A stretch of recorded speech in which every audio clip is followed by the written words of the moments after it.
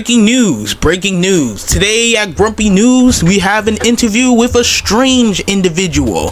The following individual we will be talking to has a strange addiction. His addiction is that his meat talks to him. We will now be going on to the next segment. Hello. I would like to thank Grumpy News for bringing me here today. My name is Grumpy. It is nice to meet everybody. And yes, my strange addiction is my meat does talk to me. Now, for those who must be asking, how the hell did this happen? Well, it all happened a month ago. Ah yes, what a beautiful day making videos for my lovely fans. Greetings, GrumpyJoel. Hold up. Who the fuck are you? I am your meat. You're my meat? Wait, but if you're my meat, then... My meat! Talk about the game genre of platformers. The first two things to obviously pop up in your head would be Sonic the Hedgehog and Super Mario, which in that case you're not wrong. But today, we're going to be talking about a rather pretty famous indie game, Super Meat Boy. Now, for those who don't know what Super Meat Boy is, Super Meat Boy was basically a game that was released in 2010s, also made as a sequel to the original Meat Boy that was created in 2008, which was a Flash game. Now, Super Meat Boy in the series itself is pretty damn popular, honestly. It has multiple games, it has a spin-off, it even just released a brand new game like within this year. So today we're going to be checking it out, and make sure to like and subscribe, hit the bell for notifications, and let's dive in.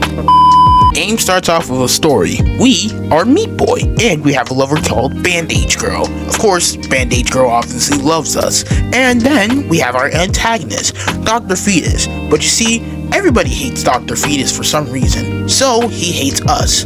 So that's why he kidnapped Bandage Girl. And now, we have to go through platforming hell in order to save our lover.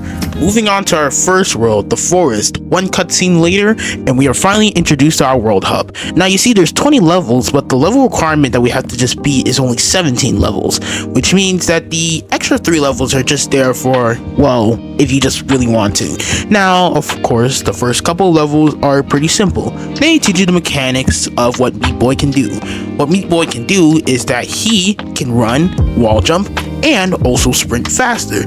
Now, these simple mechanics are going to go through a long way within our journey. Now, I'm going to skip through the rest of the World 1 footage because it's either just teaching you how the game mechanics work, or most of it is just really simplistic platforming, which I mean, there's not a problem, of course. It's obviously the first level of the game. You got to get used to the game mechanics. But after once you beat the first required 17 levels, you're also able to fight a boss fight, which initiates a cutscene. The cutscene starts with Meat Boy trying to search through Bandage Girl throughout the forest, and he also seems to find Dr. Fetus with a bunch of fuel cans. He looks like he's about to pull up the same shit that Eggman robots did in Sonic 3, turning Angel Island into literal burnt food. Now, this is where the boss fight starts.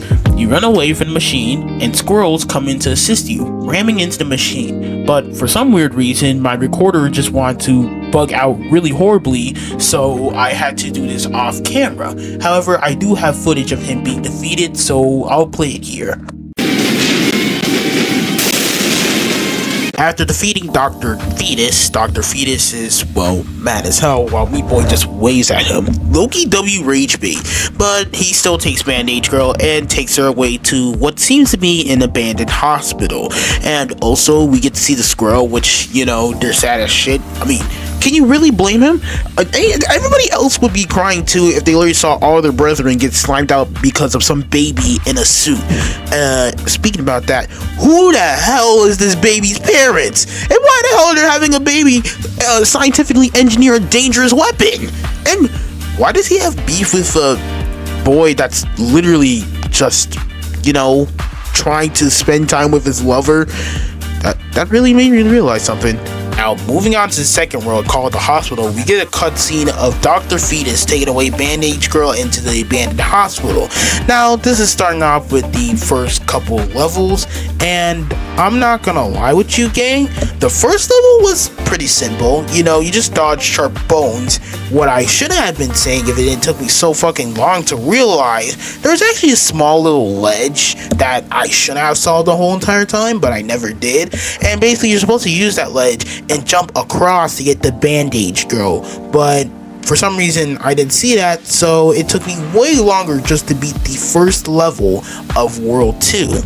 We're going to be skipping around another couple of levels since some of them are honestly just pretty boring, but we also get introduced to a brand new object called the fan. Now, the fan is, you know, pretty simplistic. You jump on it, it gives you height, but if you do get too close to it, just like everything else in this game, it can kill you.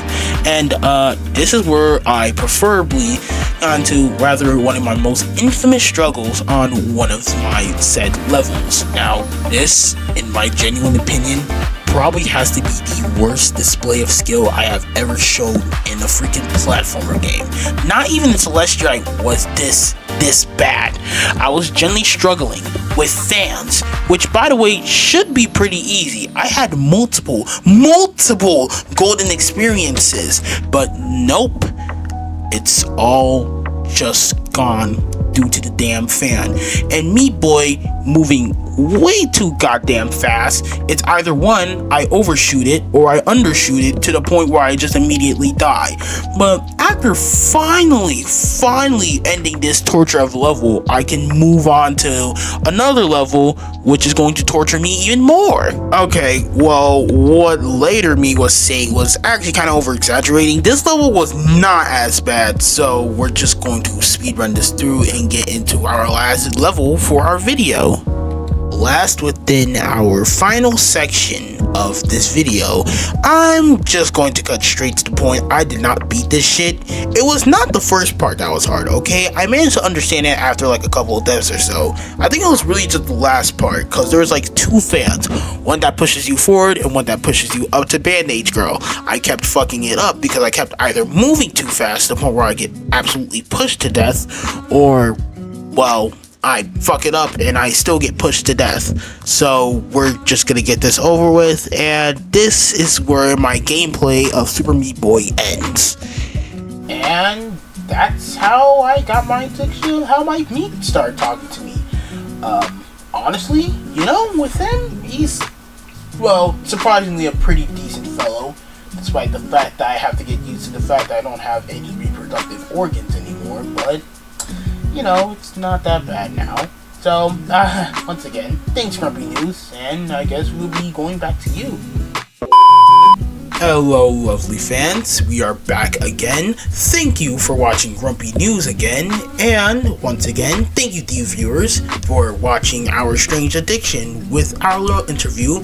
We also like to thank previous Grumpy for explaining his small experiences. So now, we are out for Grumpy News. Stay up and stay tuned.